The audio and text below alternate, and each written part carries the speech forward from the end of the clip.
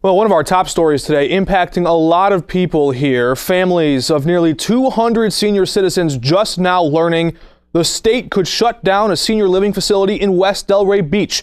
It's that one on Grand Villa and Sims Road. 2 weeks ago, the state already ordered the home to stop admitting new residents effective immediately. Now their operating license could be on the line. But according to state health officials, the hassle of finding a new home might actually be worth it in this case. Several reports of residents falling over, suffering injuries in some cases, and the staff not even noticing for several hours. In one case last year, 89-year-old Esther Cohen fell next to her bed. She broke her neck and laid there for several hours before the staff noticed her dead on the ground. On the checklist, the staff said they had already checked on her once every 2 hours. Later, we learned that she was there for 9 or 10 hours on the ground before anyone found her. Cohen's own daughter said the staff had informed her that her mother died of a heart attack at peace in her sleep. Of course, the Florida Agency for Healthcare Administration says the building management has not done enough to prevent seniors from falling in the first place, and now they could lose their license, but not without a fight. The company does plan to fight back in court. If the state does eventually shut the facility down, officials vow they will assist in the process of finding new housing arrangements. And in other news, another case of white-collar crime, this time in Pembroke Pines. Police say a smooth-talking financial planner conned senior citizens out of their life savings.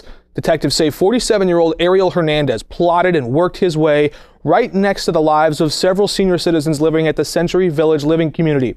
Once he had earned their trust, prosecutors say Hernandez lined his pockets with all of their investments. In some cases, they say he even forged signatures, set up fraudulent credit cards in their name, using them to buy luxurious dinners and pay for expenses, and then even stole hundreds of thousands of dollars from these senior citizens. Right now, detectives have identified 4 victims who lost thousands of dollars, but they do believe there could be up to 100 more people affected. Now, in court, Broward Judge Jay Hurley set bond at $300,000.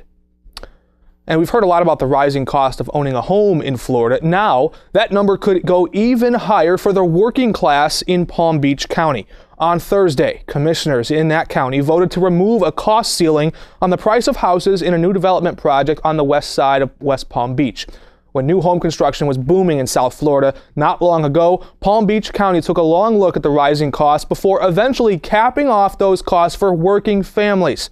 Homeowners who work as teachers or police officers, the younger working class, many of them still looking to carve out a career with only a few good jobs left available. Right now, the county allows home prices to go up to $247,000. That's the limit. But almost immediately after they set that cost ceiling, developers stopped building. Now, largely in part to the recession in 2008, but in turn, the average cost of a home in the county took a tumble afterwards. And if and when Palm Beach County does remove this workforce housing cost limit, we'll likely see a lot of discussion about other ideas to help new homeowners get into a house.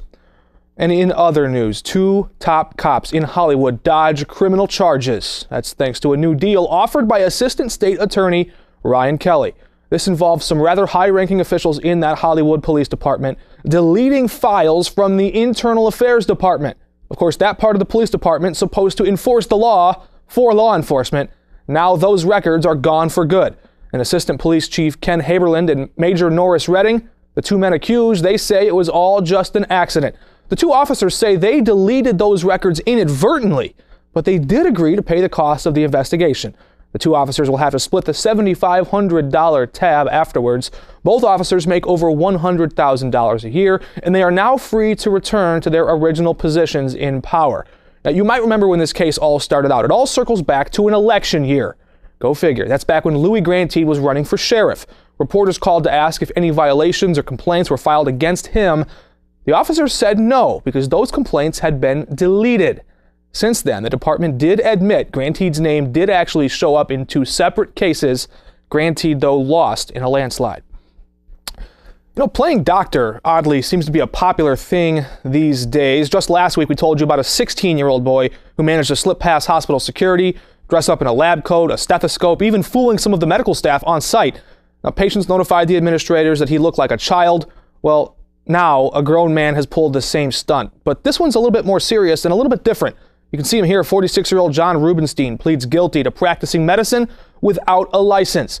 Now, the teenager we talked about did not examine or treat any patients. In fact, they didn't press any charges. He's free to go. But this man did treat patients, and they say that's against the law. Authorities say Rubenstein treated injured athletes with a special procedure called platelet-rich plasma therapy, stem cell therapy. Now, a violation like this could send a person to jail for up to 5 years practicing medicine without a license. Palm Beach County Circuit Judge Glenn Kelly sentenced Rubenstein to 1 year in either prison or in house arrest and another 2 years probation. Now, if he completes community service and pays his fine, the offense will not show up on his record as a felony.